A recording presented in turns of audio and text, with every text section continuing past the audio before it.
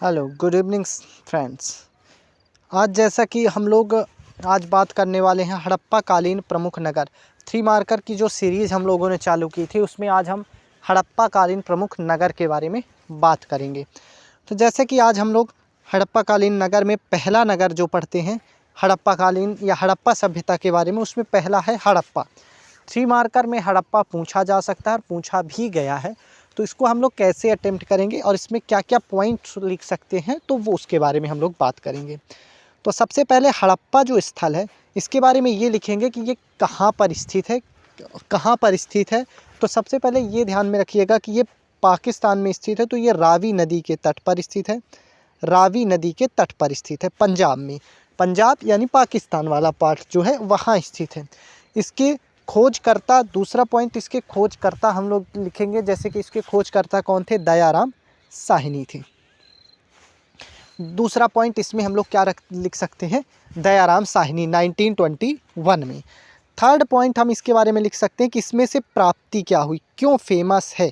तो जो जो इससे प्राप्त हुआ, जो जो इस चीज़ से, इस जगह से प्राप्त हुए, उन सब के बारे में हम लोग लिख सकते हैं। जैसे कि एक पॉइंट हम लोग यहाँ से देखते हैं कि जैसे कि अनाज कूटने के वृत्ताकार चबूतरे, श्रमिक आवास। और तीसरा पॉइंट क्षेत्रफल की दृष्टि से सबसे दूसरे नंबर का सबसे बड़ा स्थल था हड़प्पा का, हड़प्पा सभ्यता का।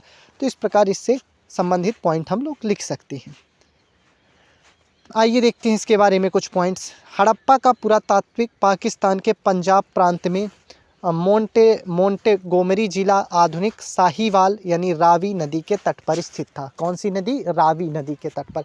याद कैसे करेंगे, हरा, याद करने के लिए हरा यानी हड़प्पा सभ्यता रावी नदी के तट पर, ऐसे याद रख सकते हैं।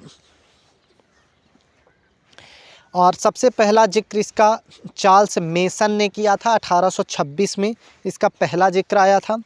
वास्तव में इसकी जब खोज हुई तब इसके समय भारतीय पुरातत्व सर्वेक्षण के महानिदेशक उस समय जॉन मार्शल जी थे, उनके नेतृत्व में इसकी खोज हुई थी। और इसके खोजकर्ता थे दयाराम साहनी। 1921 दयाराम साहनी ने इसकी खोज की थी।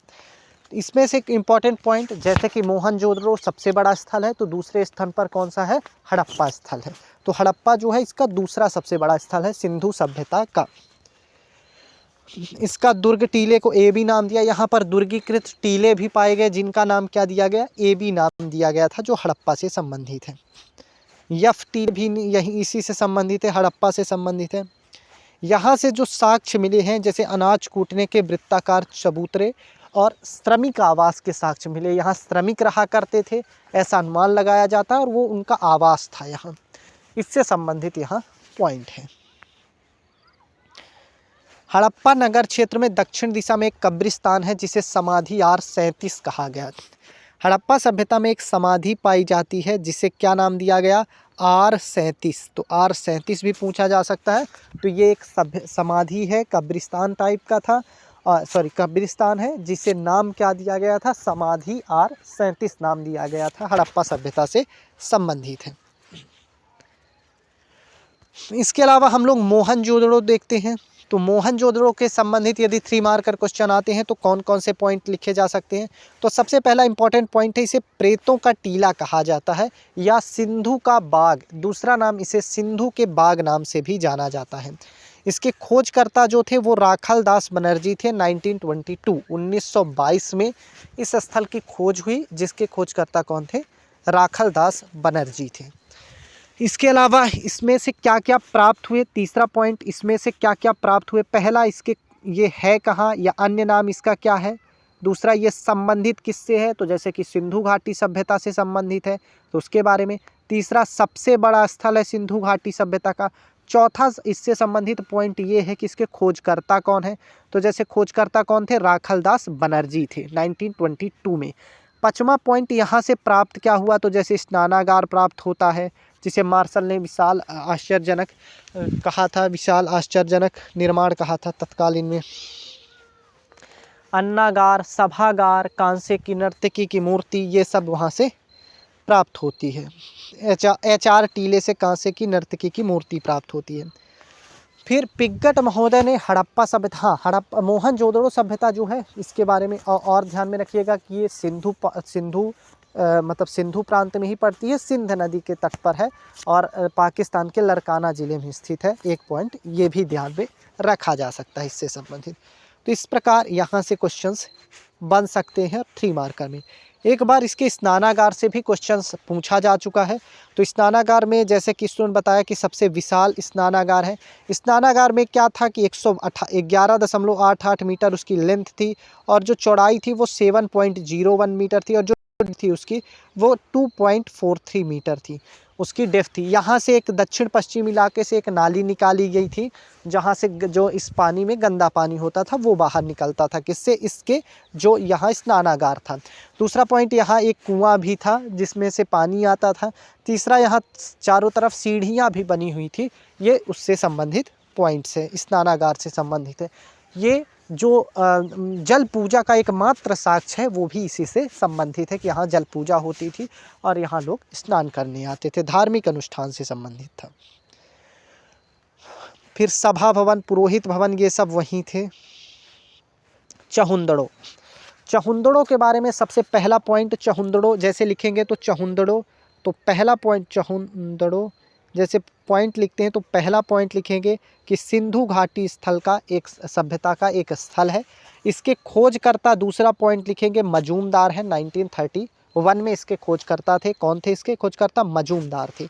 और इससे प्राप्त क्या क्या हुआ या क्या इसके विशेष, इससे संबंधित विशेष चीज़ें हैं, तो ध्यान में रखना चहुंदड़ो एकमात्र नगर था, एकमात्र ऐसा स्थल था जो दुर्गीकृत नहीं था। एक पॉइंट ये लिखा जा सकता है।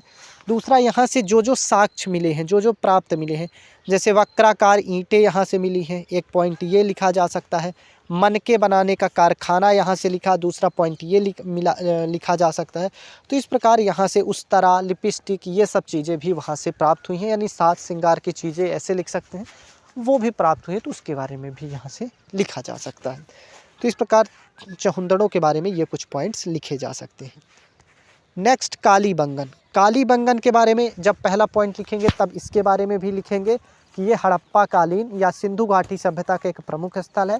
ये स्थित कहाँ है? तो ये घग्गर नदी के तट पर है, गंगानगर जिला लगता है, राजस्थान में स्थित है। इसके खोजकर्ता कौन है? अमलानंद घोष है। ठीक है ना। तो ऐसे याद कर सकते हो कि अमलानंद घोष जब लिए तब इनकी कमाई कैसी हुई? काली कमाई हुई। तो ऐसे कुछ ट्रिक से बना से याद कर सकते हैं कि अमलानंद घोष और कालीबंगन। फिर यहाँ से क्या क्या प्राप्त हुए, जैसे उसके बारे में लिखा जा सकता है। उसके बारे में लिखा जा सकता है कि प्राक सैंधव संस्कृति से, ठीक है, यहाँ से हल से जुते हुए खेत का साक्ष्य महत्वपूर्ण है। ठीक है ना, 2 फसलों के साथ बोए जाने का साक्ष्य मिला है। ठीक, तो हल के जो जुते हुए खेत हैं, हल से जुते हुए खेत हैं, उनके बारे में साक्ष्य मिलता है। और इसके अलावा इसमें एक ये पॉइंट भी मिलता है कि फसलों के साथ 2 फसलों को एक साथ बोए जाने के प्रमाण भी मिलते हैं। अग्निवेदिकाएँ मिलती हैं, अग्निवेदिकाएँ मिलती हैं, यानी यहाँ पूजा पाठ हवन होता होगा, ऐसे अंदाज़ा लगाया जाता है। तो इस प्रकार अलंकृत ईंटों के प्रमाण मिले। अलंकृत ईंटों का प्रमाण यहाँ से मिला है और वक्राकार ईंटों का प्रमाण मिला है जो है चहुंदड़ों से मिला है। तो ऐसे याद कर सकते हैं कि अलंकृत ईंटें अलंकृत कब करेंगे हम लोग? जब हमारे पास कमाई आएगी, वो काली कमाई से अलंकृत ईंटें हो जाएंगी। तो ऐसे याद किया जा सकता है। तो इसके अलावा तो इस प्रकार आज हम लोगों ने इस सीरीज़ के बारे में जान लिया। कल हम लोग बनावली, बनवाली, धौलावीरा, धौलावीरा को ये भी ध्यान में रखना यूनेस्को की विश्व हेरिटेज साइट में भी शामिल कर चुके हैं। तो इससे क्वेश्चंस पूछे जाने के बहुत ज़्यादा प्रोबेबिलिटी रहती है। तो कल हम इन सब चीज़ों के बारे में जानेंगे। तब तक के लिए धन्यवाद। आप हमारे चैनल को सब्सक्राइब कर लें ज़रूर से ज़रूर, जिससे आने वाले जो वीडियोज़ हैं वो आपको मिलते रहे। और आप हमारे टेलीग्राम चैनल से भी जुड़ सकते हैं, जिससे आपको सारी वीडियोज़ अब मिलती रहें। धन्यवाद। और उसमें टेलीग्राम चैनल में हमारी क्लासेस भी चलती हैं, तो उस क्लासेस को भी ज्वाइन कर सकते हैं। Thank you.